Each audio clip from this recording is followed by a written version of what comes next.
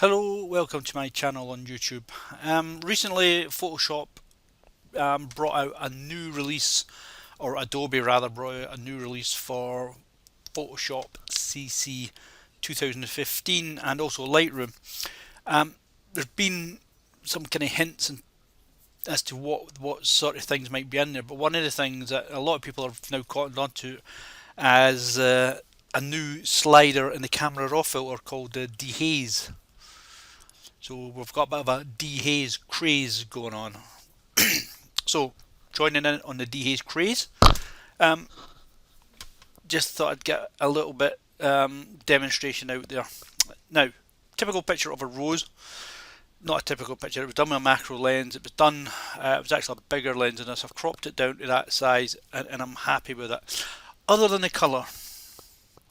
Now, if you've done wedding photography or just taking photos of roses that you bought for your house, your girlfriend, your boyfriend, we've all kind of edited them in a similar way up to now. So for this edit here, for instance, there's lots of things you can do. I'm going to duplicate this layer first before doing anything else.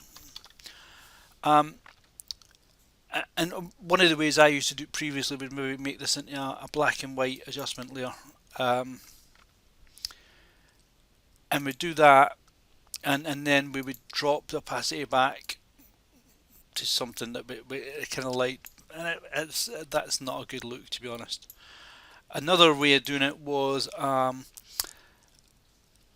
gradient map, and this can work as well, and it looks, you know, it looks what it looks like. It's not kind of great, but we could bring some of it back there. And you know, I've had worse photos than that printed in the past, but the new easy way to do it, and I think you get a nice sort of uniform look about it, is this new filter in Camera Raw. So you either do it straight from Bridge, or when you first open up your Photoshop, your image will go into Camera Raw. I've already edited this and cropped it and cleaned up a few bugs and things that were on top of it. So now we're in here. We can now go back to Camera Raw, which is a fantastic addition, and it can last years. This was the original size. It's cropped down a bit. So it had quite a few bugs and beasties and stuff on it, so they're all away. But this, I'm not going to do anything else to this other than going to this new slider here, and it's called dehaze.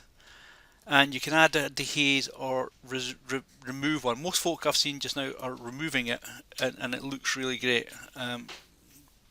But when you've no haze and you remove it, you can see what it's doing. It's adding more saturation and contrast to your image. If you remove the haze, however, it does the complete opposite. It softens everything up, and takes, you know, let's take it right back as far as it goes. That looks just too much, and let's come back in just a little bit, and sort of anywhere around there. But even though it's softening it up, you're still getting nice crisp edges here. So there you go. That's the new dehaze. We can go back into the first and maybe do a little bit, take some of the saturation out of that as well, or the vibrance. It doesn't really matter what one you do. And if we wanted to do just a tint, yellow in there, sorry,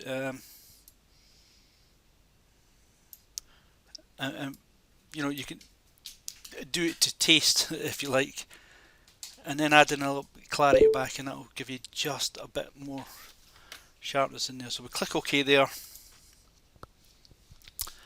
We'll let Photoshop do its thing, and that's where we've ended up. You could have any, you could do a colour solid fill overlay on top of that, come into yellow, maybe about here, say OK, and then just drop the opacity back to about 10% or so, and it just gives you a little bit colour in there. You know what, whatever you do, it's entirely up to yourself, but I'm really liking this new dehaze filter that we can use in Camera Raw. So there you go, that's my step aboard the dehaze craze. See you next time.